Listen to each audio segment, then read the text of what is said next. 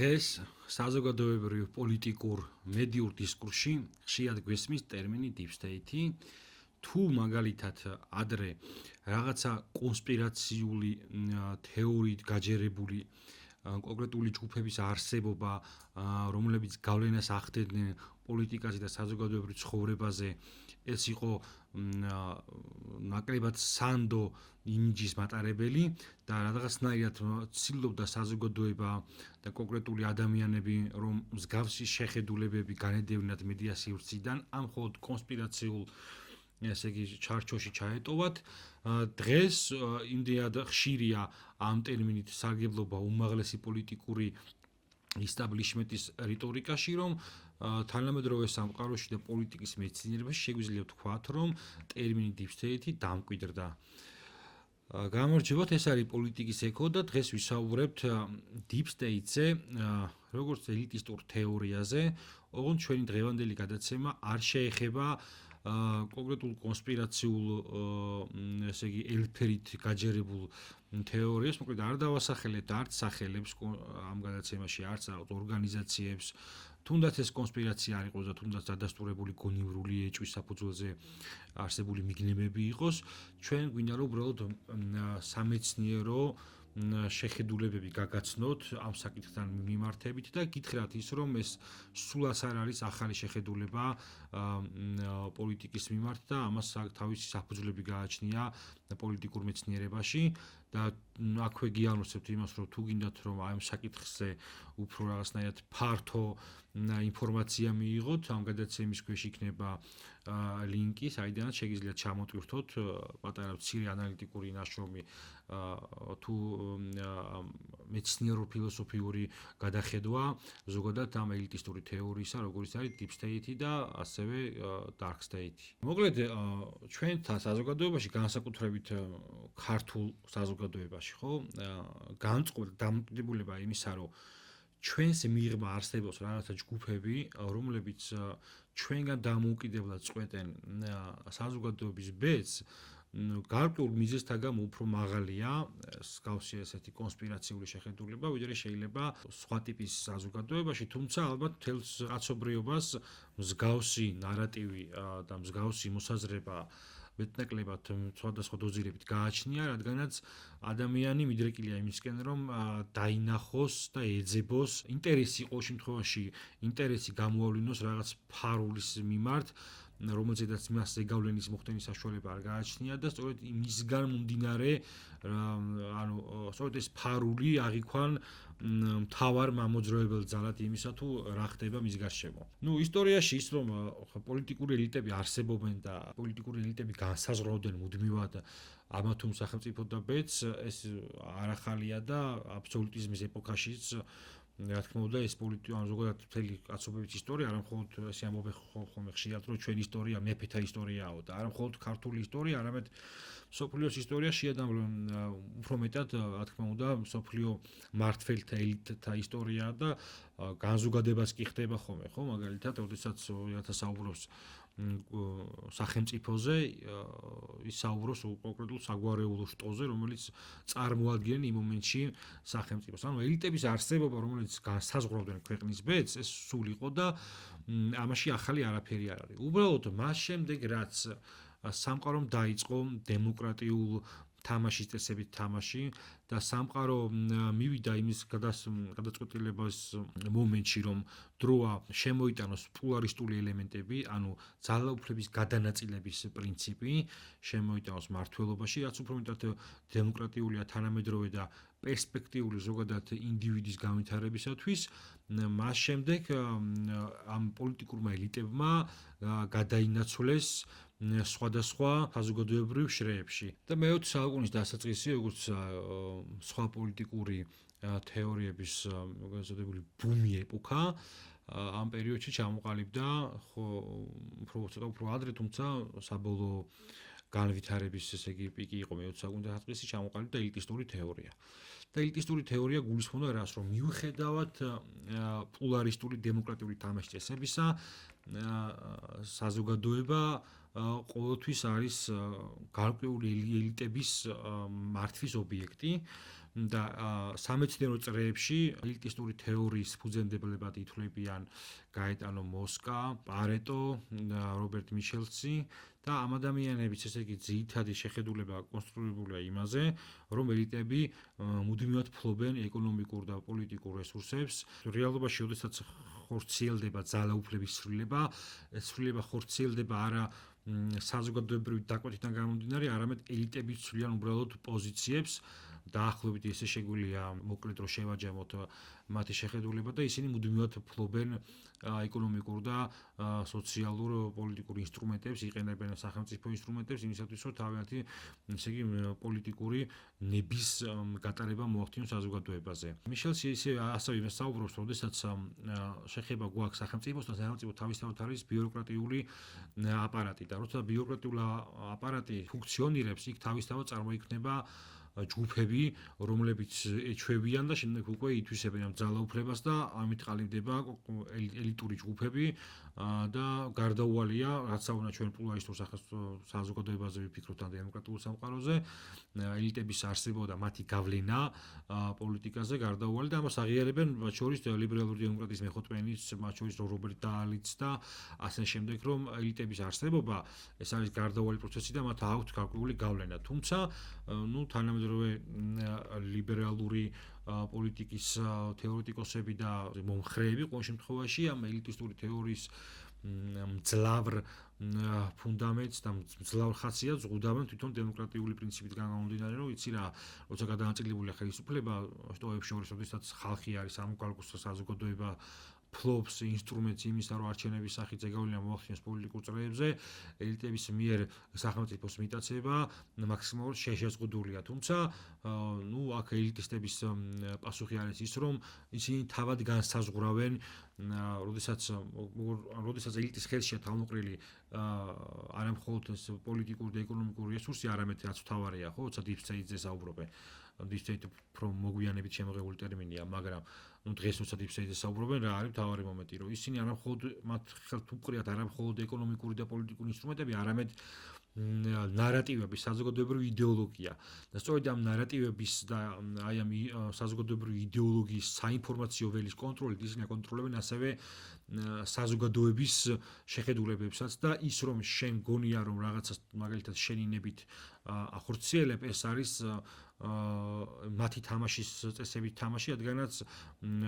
ისინი მანიპულირებენ ჩვენს ქვეცნობიერზე, ესე რომ ვთქვათ, ხო, ცოტა ფსიქოლოგიურად. რა თქმა უნდა, ელიტისტური თეორიით, როდესაც ვსაუბრობთ, თავისი ხასიათით ეს ძალიან გავს, მაგალითად, მარქსისტულ შეხედულებას, რომ არსებობს რაღაცა გაბატონებული სოციალური კლასი, ბურჟუაზია, რომელიც ცდილობს, რომ ზეგავლენა მოახდინოს პროლეტარიატზე და ისინი მართავენ და მოკლედ ახდენენ ექსპლუატაციას პროლეტარიატისა. რა თქმა უნდა, ეს შეგვიძლია გამიხსოვდეს ელიტისტურ თეორიად, უბრალოდ მარქსმა ამას თავისი ეკონომიკური განზომილება მიანიჭა და უფრო მეტად აი ამ ეკონომიკური კუთხით არის განხილული ელიტისტური თეორია, ვიდრე დაუშვათ მოსკასთან და პარეტოსთან, როდესაც ისინი უფრო მეტად პოლიტიკური ინსტრუმენტების გამოყენებაზე საუბრობენ. ძალიან მნიშვნელოვანია რაიტ მილზის ნაშრომი სახელმწიფო ელიტა, რომელიც 1956 წელს გამოიცა და რა თქმა უნდა, ხა ეს მე-20 საუკუნის შემდგომი პერიოდია, ომის შემდგომი პერიოდია და დემოკრატიულობის ხარისხი განსაკუთრებით თანამედროვეებთან შედარებით შეიძლება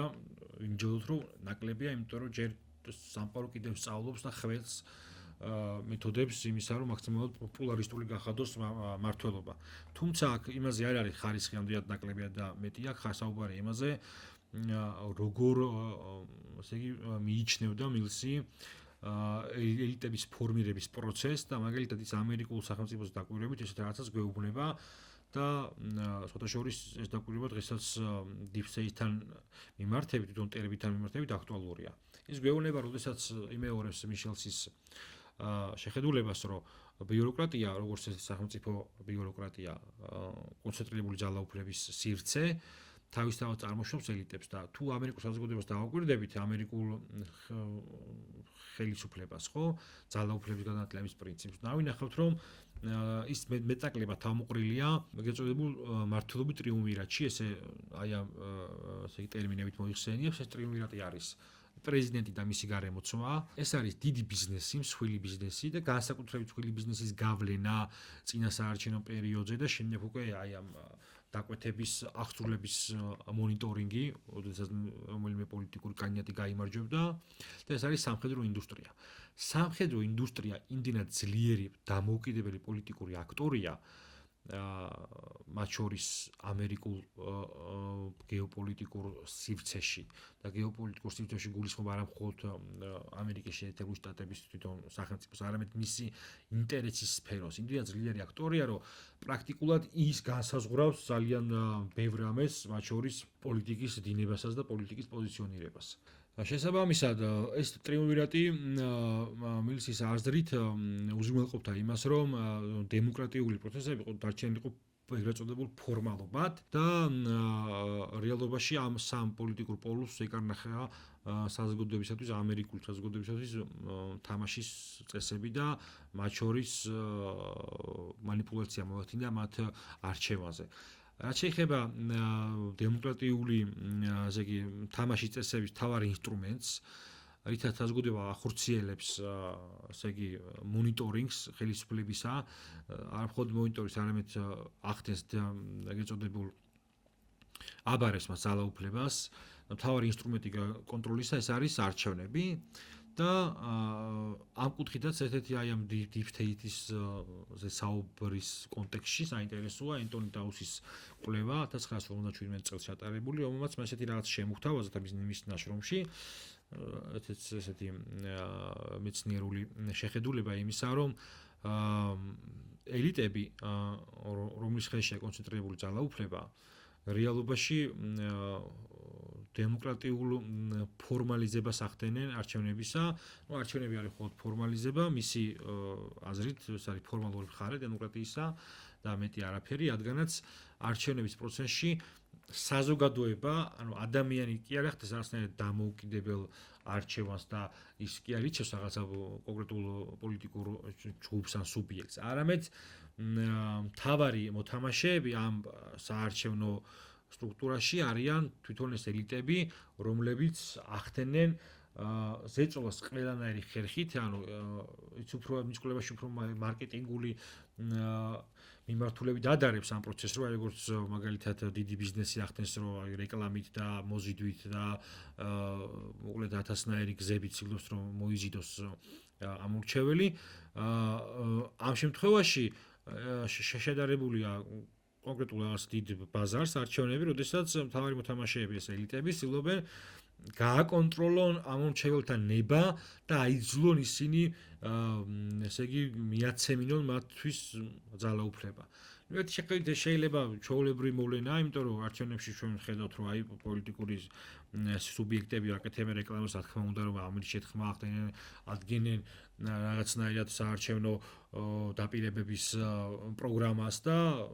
კი ეს ჩვეულებრივი თამაშის წესია და სად არის აქ რაღაცნაირად ფარული ელიტისტური მომენტები. თუმცა აქ საუბარი იმაზე, რომ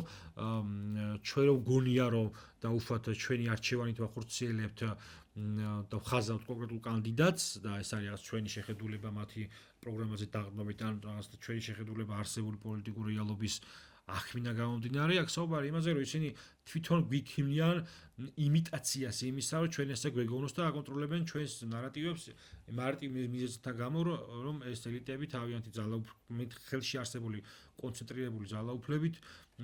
ცდილობენ ზეგავლენა მოახდინონ ჩვენს ასე იგი ნებაზე, ჩვენს აზროვნებაზე და ჩვენ თუ ფიქრობთ, რომ რაღაცა აზრი ჩვენ თავში მოვიდა და ჩვენ შექმნით რაღაცა ჩვენი პიროვნული იდეოლოგია, ესე არ არის, რადგანაც იდეოლოგია საუბრობს, თავად იდეოლოგია საუბრობს ჩვენიანით. ანუ ჩვენ რო გონია, რომ აზრი ჩვენია, რეალობაში ეს არის რაღაცნაირად კონკრეტული იდეოლოგიის გამოვლინება ჩვენი სახით და ჩვენი აზრების სახით. რაც შეეხება თვითონ ტერმინს deep states, ეს 90-იანი წლებიდან მომდინარეობს თურქულ სამხედრო ინდუსტრიის მაგალითზე, დერვინ დევლეტი ერქვა ესეთი რაღაცა ღრმა სახელმწიფოს ტიპის თურქული დასახელება იყო მოკლედ და ის რომ სამხედროებს საკმაოდ დიდი გავლენა ჰქონდა თურქეთში და რეალობაში ისინი ცდილობდნენ რომ მაქსიმალური კონტროლი მოეხდინათ სახელმწიფო პოლიტიკაზე ეს კიდევ ათათურქიდან მომდინარეობს თუმცა ეს ტერმინი გამოჩნდა პირველად პოლიტიკურ რიტორიკის დონეზე უკეთის მაგალითზე და მას შემდეგ უკვე 2010 წლიდან უკვე აქტიურად დაიწყო აი ამ ტერმინის ტრანზაქცია შეერთებულ შტატებში და დღეს უკვე ხედავთ რომ აი მაგალითად ეხლა ხან დონალდ ტრამპმა თავის შეერთებული შტატების შემოსავლების სამსახურს დაავალა შეემოწმებინა დემოკრატების დონორების ესე იგი ანგარიშების და ფულადი მიმოქცევა და ის ღიად საუბრობს იმას რომ ნუ deep state-ის ერთ-ერთი წარმომადგენელი ჯორჯ სოროსი აქტიურად ცდილობს რომ ესე იგი ხელი შეუშალოს ტრამპის ადმინისტრაციას და თავისი ესე იგი არასამთავრობო ორგანიზაციებითა და სხვადასხვა ინსტრუმენტებით ზეგავლენა მოახდინოს ამერიკელი ხალხის ნებაზე და ამერიკულ პოლიტიკაზე და ნუ დღეს ხედავთ რომ შეერთებულ შტატებში საკმაოდ აქტიურად გამოიყენება ეს ტერმინი აქტიურად გამოიყენება ჩვენთანაც ჩვენ საზოგადოებაში თუ გახსოვთ თავიდან აი კონკრეტულ ასეთ ტერმინს არ იყენებდა ხელისუფლება თუმცა მას შემდეგ რაც უკვე ტრამპმა ისაუბრა რაღაცნაირად ელიტისტური ჯგუფებზე რომლებიც კულისებს მიღმაკეთებდნენ რეალურ პოლიტიკას და ქონდათ ზეგავლენა საერთაშორისო პოლიტიკაზე, თუმცა მას შემდეგ რაც უკვე შტატებმა კონკრეტული ესე იგი ტერმინით დაასახელა deep state-ი, ჩვენთანაც დაიწყეს ამ ტერმინის გამოყენება. 2014 წელს მაიკ გლენონმა შემოგთავაზა ცოტა განსხვავებული ტერმინი, ეს იყო dark state-ი და dark state-ი რეალობაში თუ შევადარებთ ორივე ტერმინის მიღმა რა შეიძლება იდგეს, ანუ ჩვეულებრივი ელიტისტური თეორიაა რომელიც გულისხმობს იმას, რომ ჩრდილოვანი მმართველობა, ანუ მმართველობის ფორმა, რომელიც რეალობაში განაგებს ყველაფერს აბსოლუტურად, ну მაქსიმალურად ესე იგი დიდი ძალაუფლება აქვს დელეგირებული მას, დელეგირებული ფლობს მაქსიმალურად დიდ ძალაუფლებას და ზეგავლენას ახდენს საზოგადოებაზე, ქვეყანაზე, სახელმწიფო აპარატზე და მოკლედ არ გაძლევს თავისუფალი ნების გამოხატულების საშუალებას, უბრალოდ აი dark state-ი როცა პირველად გამოიყენა ეს ტერმინი ხო და იქ გლენონის ესე იგი კვლევაში და მეცნიერულ ნაშრომში აღმოჩნდა იქ იყო ხაზგასმული უფრო მეტად აი სამხედრო ინდუსტრიაზე იყო საუბარი ესე ის სახელმწიფო კონტროლს მიღმა არსებულ ისეთ სპეცოპერაციებზე თუ გინდათ ესე ვთქვათ ან ინდუსტრიაზე რომელიც გავლენას ახდენს უკვე შემდეგ სახელმწიფო აპარატზე და მე უკვე სახელმწიფო აპარატის ხელით საერთაშორისო პოლიტიკაზე და ნუ დენელა dark state-ი უფრო რატომღაც ნაკლებად პოპულარული ტერმინი აღმოჩნდა და უფრო მეტად შეიცვალა deep state-ით, იმიტომ რომ deep state-ი უფრო კომპლექსურია, მრავალფუნქციურია და არა მხოლოდ რაღაცნაირად იმ სამხედრო ინდუსტრიაზე ამახვილებს ყურადღებას, არამედ ეკონომიკურ ელიტაზე და ასე შემდეგ. რაც შეეხება კონსპირაციებს, რომელიც მოყვება ხოლმე ამ თემას, აი ეს ვინები არიან თუ არა ესენი მასონები და ასე შემდეგ, ხო? ეს ბევრი სხვადასხვა წყაროში და გადაცემაში შეგიძლიათ ნახოთ რა სხვადასხვა ფორმატები, არ თქვენი ნება და მაგალითად ის არის ყველაზე აქტუალური რა არის, რომ აი ოჯახები მართავენ სოფლიოს და ასახელებენ იქ როქჩილდებს, ასახელებენ როკფელერებს, ასე შემდეგ. შოთაშორის ერთ-ერთი აქტუალური თეორია, სწორედ ამ ოჯახების თეორიას უკავშირდება, თუმცა ამ გადაცემის მიზანი ეს არ არის, ამ გადაცემის მიზანია რაღაცნაირად მეცნიერული საფუძველი შემოიტანო ამ ტერმინის განსჯაში და ცუდი რა არის და რატომ გადავწყვიტე რომ კონკრეტულ ამ თემაზე ჩამეწერა და არ მისაუბრა ამ deep state-ის ზეგავლენებზე და ასე შემდეგ. ცუდი არის ის, როდესაც საუბრობთ აი ამ იგივე deep state-ზე, იგივე ელიტისტურ თეორიებზე საზოგადოების ნაწილი, რომელიც მიიჩნევს ამას მხოლოდ კონსპირაციულ თეორიად, უწოდებს პროპაგანდას და ამ ყველაფერს და პროპაგანდის მთავარი იარაღი მეგობრებო არის ის, რომ ჩვენ უარყოთ კონკრეტული ფაქტები და როგორც აღმოჩნდა, ჯერ რატო შეიძლება deep state-ის არსებობა ყოფილიყო მხოლოდ პროპაგანდა, იმიტომ რომ ბუნებრივია ხო არსებობს რაღაც ელიტა, რომელიც გავლენას ახდენს პოლიტიკაზე და იმაზე მეტად, ესე იგი, ძლიერი ზეგავლენის ინსტრუმენტები გააჩნია, ვიდრე ჩვეულებრივ ტიპს, რომელიც შეიძლება იყოს არჩეული 4 წლით ვადით რა. და იქიდან გამომდინარე, რომ ეს ესე კონცენტრირებული ძალაუფლება დღეს არ გაჩენილა და ისეთ ძლიერ ქვეყნებში როგორი შეიძლება იყოს შეერთებული შტატები, ბრიტანეთი და ასე შემდეგ, ხო? ამას საკმაოდ დიდი ისტორიული წარსული გააჩნია, თუ როგორ შეიძლება ჩამოყალიბებულიყო ეს კონკრეტული ელიტისტური ჯგუფები. შესაბამისად, ფაქტის უარყოფა და აზროვნების აქტზე უარის თქმა, რომ მოდი არ ჩავყვეთ ამ პროცესს და უბრალოდ გავწიოთ გვერდზე, თვითონ არის პროპაგანდა და შესაბამისად მთელი ამ საუბრის მიზანი ის არის, რომ კი არ უარყოთ კონკრეტული ფაქტები, ანუ აქამდე თუ ჩვენი ხელისუფლება საუბრობდა, შეიძლება აქ ვიღაცებს ვეთქვათ, რომ ეს მათი პოლიტიკური პროპაგანდისტული რიტორიკის ნაწილია. თუმცა, როდესაც უკვე შეერთებული შტატები გესაუბრება, ну კი, ბევრი იმასაც ამბობს, რომ ტრამპის ოდიოზური ფიგურიდან გამომდინარეობს, თუმცა მე ვფიქრობ, რომ უკვე გადალახულია ეს კომპლექსი იმისა, რომ დავინახოთ ის, რაც მართლა არსებობს და ეს თეორიები სათომაც მოიყვანეთ და შემდეგ ლინკს მივაბავ და უფრო დეტალურად შეიძლება დაინტერესებულმა პირებმა წაიგითხოთ. თეორიები ცხადყოფს იმას, რომ თვითონ ტერმინი deep state არის ცალკე ტერმინი და შეიძლება ახალი იყოს პოლიტიკურ მეცნიერებაში, მაგრამ და უკვე გამოყენებული ტერმინია აკადემიურ სივრცეებში და ეს არის მხოლოდ რაღაცა პოლიტიკური რიტორიკის ნაწილი. მაგრამ ეს ელიტისტური თეორიები არის საკმაოდ ფევს გამდგარი პოლიტიკური თეორიები, რომელიც დიდი ხანია არსებობს და შესაბამისად ეხა ამ კონკრეტულ თეორიას რა ტერმინს მოვაბავთ და მე თანამედროვე სამყაროს შესაბამის გაშლას ინტერპრეტაციას მივცემთ, ჩვეულებრივ მოვლენა და თუ აღიარებთ იმას, რომ მარქსისტული შეხედულებით არსებობს ხო მმართველი კლასი, თუ აღიარებთ იმას, რომ პოლიტიკური ელიტები ყოველთვის არსებობდნენ ცივილიზაციიდან დასაწყისიდან დღემდე და იცი რა შეიძლება დემოკრატიულმა თამაშის წესებას შეზღუდონ მათი ძალაუფლება, თუმცა